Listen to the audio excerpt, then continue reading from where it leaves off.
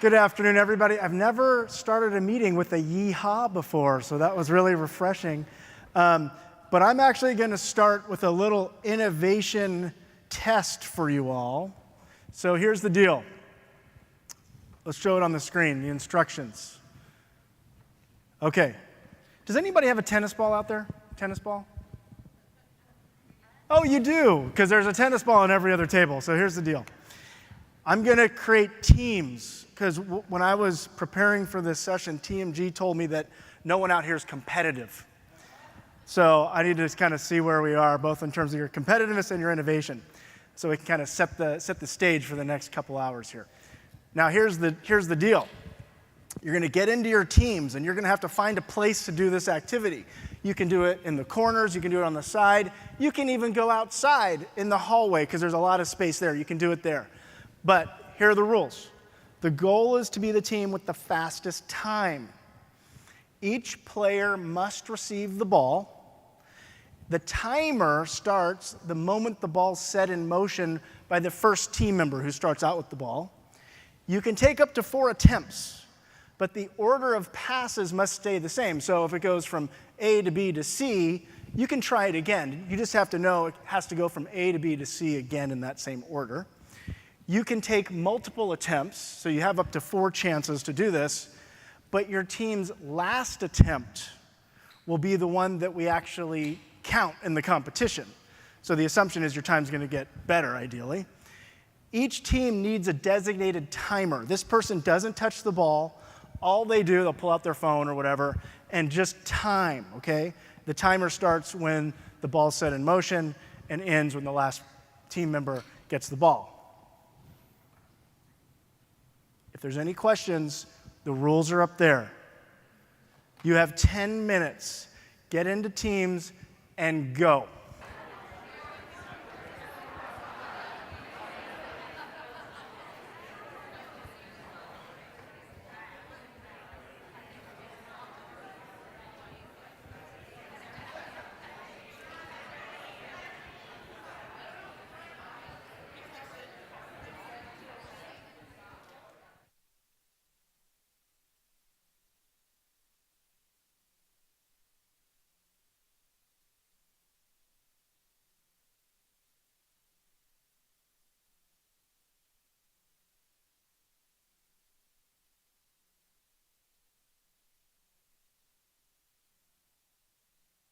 Okay, so I'm getting some questions.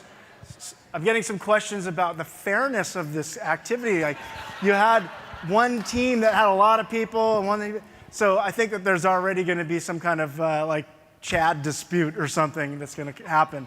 Well, we actually got worse by the fourth one. Well, you got worse. My thumb was not quick enough.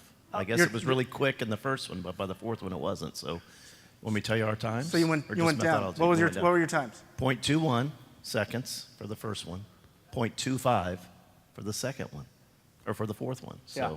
Wow. So what was your methodology? So we actually stood. We had 4 folks stand with their hands kind of cupped in a circle and stacked on top of each other. Like and a tube. We dropped it, right? We dropped it like a tube, and then when it touched the bottom, we stopped it. So. Got it. So okay. there you go. How many of you think they cheated? Okay, everybody else thinks they cheated. Yeah. Okay. Did you guys do the same approach, use the same approach each time? The first time versus the fourth time? No, they adjusted it. What did you do the first time to get about 2 seconds? How did you pass the ball? What were you doing? Who was holding the ball? So what'd you do? Like, what was the approach? Did you actually throw it? Did you hand it off? What? So the first time, the person holding the ball stood in the middle with everybody's hands out and spun in a circle to touch everybody's hand. Okay. And then... Where does it say possess? It says receive. Right? How many of you think they're cheating too? Okay, yeah. What did you do? So then we realized the spinning was taking all the time. Yeah. So we just put everybody's hand in the middle. I'm sorry, second time was hands in the middle. Yep. And then we went around like this. And then we thought, well, we don't need 2 hands. Let's move to 1 hand. We went around again. And then we said, well, we don't really need hands. We just need a finger. So everybody put their finger in. So you put the finger.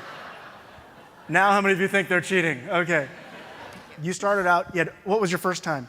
5.8. 5.8 seconds. What was your last time? 0.97. 0.97. So that's a pretty dramatic efficiency increase. So what did you do the first time? The first time we literally passed the ball in a circle, and that took way too long. Throwing the ball. Yeah. With one hand, similar to the last group.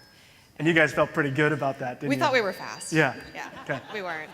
Yeah. By the time we got to the end, we realized that it said receive, not possess. So we had the same concept.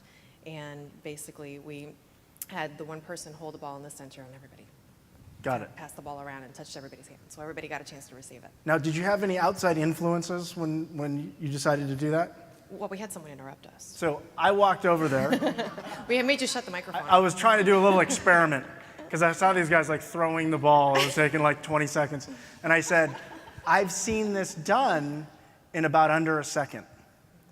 And that completely shifted how they thought about what they needed to do. And they then got under a second.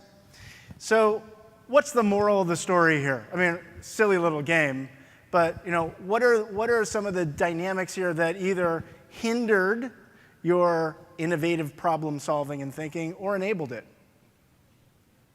What do you got for me? Preconception.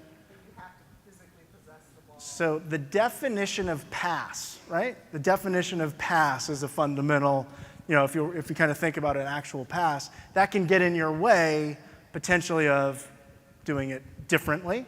What else? The definition of receive also. Big one, big one. Now, I've seen it done, you're right, because I think that the timer actually is the limitation here.